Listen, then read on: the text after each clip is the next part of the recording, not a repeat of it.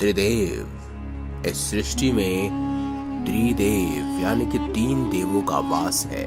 ब्रह्मा, जिन्होंने सृष्टि का निर्माण किया, जो पालनहार है, और शिव जी, जो संहारक है। और इन 3 देवों की बुनियाद पर ही ये सृष्टि कायम है। लेकिन आज की इस खास वीडियो में हम आपको बताने जा रहे हैं सृष्टि के पालनहार यानी कि भगवान विष्णु के 10 अवतारों के बारे में।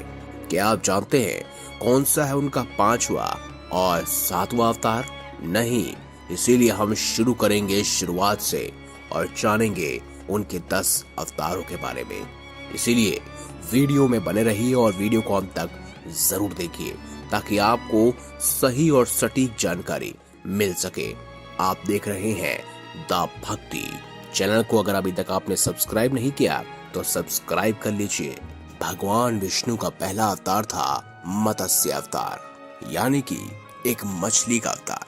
भगवान विष्णु जी ने मनु को जल प्रलय से बचाने के लिए एक मछली का रूप धारण किया था, जिसके बाद वह मनु की नाव को पौधों और जानवरों की हर प्रजाति के साथ नए चक्र में ले गए थे, जो बड़े पैमाने पर चक्रवात में इकट्ठा हुआ था। उनका दूसरा अवतार था कूर्मा अवतार यानी कि एक विशाल समुद्री कछुए का अवतार। जब देवता और असुर अमृत को पाने के लिए समुद्र मंथन कर रहे थे, जिसको डूबने से रोकने के लिए भगवान विष्णु जी ने कछुए का रूप धारण कर लिया था और रस्सी की जरूरत पड़ रही थी, तो उसके लिए उन्होंने शेष नाग का सहारा लिया था। उनका तीसरा अवतार था वराह अवतार यानी कि एक सुअर का अवतार। वह हिरण्यकश्यप को पराजित करने के लिए प्रकट हुए थे, एक राक्षस जो पृथ्वी को ब्रह्मांड महासागर के नीचे ले गया था। माना जाता है कि वराह और हिरण्यकश्यप के बीच लड़ाई 1000 साल तक चली थी, जिसे अंत में वराह जीत गए। वराह पृथ्वी को अपने दांतों के बीच सागर से बाहर ले आए और इसे ब्रह्मांड में अपनी जगह बहाल कर दिया, जिसे आज की भाषा में कहा जाता है बिग बैंग थ्योरी। यानी उस समय ही पृथ्वी का निर्माण हुआ था। उनका अगला अवतार है नरसिंह अवतार यानी कि चौथा अवतार, जो आधा मनुष्य और आधा शेर था। राक्षस हिरण्यकश्यप हिरण्याक्ष के बड़े भाई को ब्रह्मा से एक विशाल और शक्तिशाली वरदान प्राप्त था, जिसकी वजह से उसे कोई मनुष्य या जानवर द्वारा दिन या रात पृथ्वी या सितारों पर किसी भी हथियार द्वारा नहीं मारा जा सकता था। एक आदमी के शरीर और शेर के सिर और पंजे के साथ भगवान विष्णु जी ने नरसिंह अवतार के रूप में खंबे से आए। उसके बाद उन्होंने घर के आंगन की सीमा पर यानी घर की दहलीज पर हिरण्यकश्यप को शाम को अपनी टांगों पर रखकर अपने पंजों से उनका वध किया। उनका अगला अवतार था वामन अवतार यानी कि 5वां अवतार, जो कि एक बौने का था।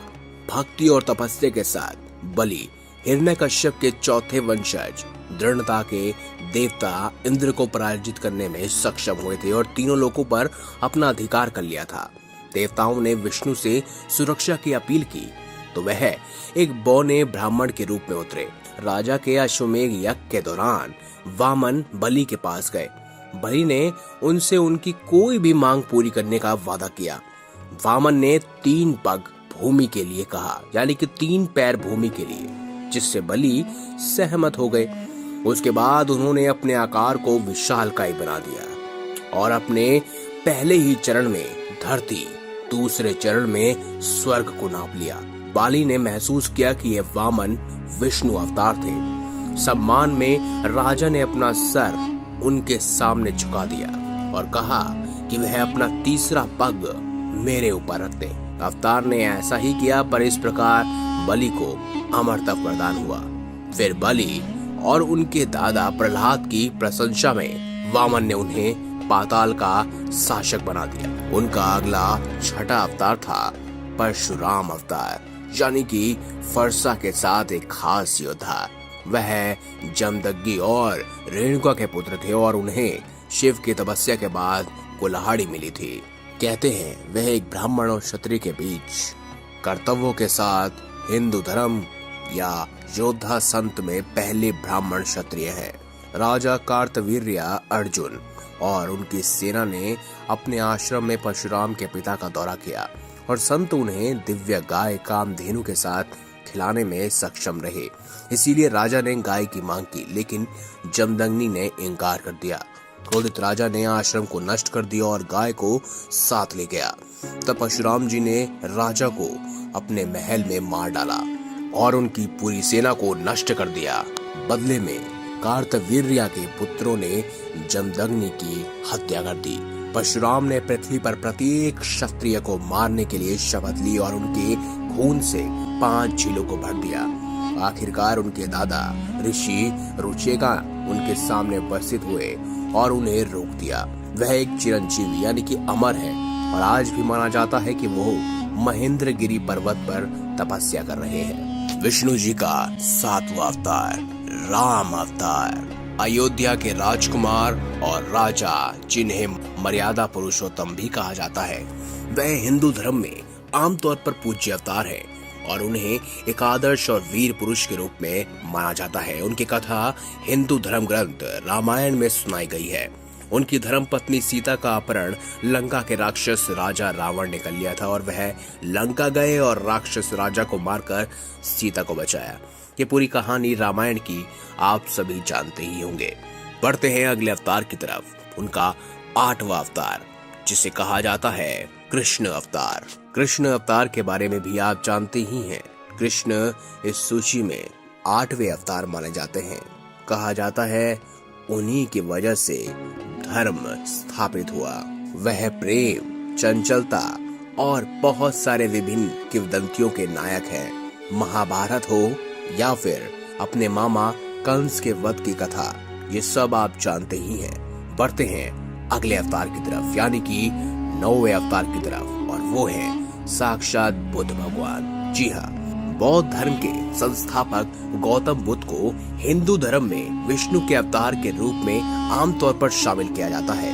कभी कभी बुद्ध को हिंदू शास्त्रों में एक उपदेशक के रूप में चित्रित किया जाता है, तो वैदिक शास्त्रों के मार्ग से राक्षसों और विधर्मियों को दूर करता है और ले जाता है। लेकिन एक और विचार उनके एक दयालु शिक्षक की प्रशंसा करता है, जिसने अहिंसा के मार्ग का प्रचार किया। चलिए अब जानते हैं भगवान विष्णु का 10वां अवतार, जो अभी उन्होंने लिया नहीं है, जिसे कहते हैं कल्कि। कल्कि को विष्णु के अंतिम अवतार के रूप में वर्णित किया गया है, जो प्रत्येक काले युग के अंत यानी कलयुग में आता है। वह एक सफेद घोड़े के ऊपर होंगे। उनकी तलवार एक धूमकेतु की तरह चमकती रहेगी। वह प्रकट होंगे जब तब केवल अराजकता, बुराई और उत्पीड़न प्रचलित होगा। धर्म गायब हो जाएगा और वह सत्य युग और अस्तित्व के एक और चक्र को पुनः आरंभ करने के लिए काली युग को समाप्त करे। तो दोस्तों, ये थे भगवान विष्णु के 10 अवतार।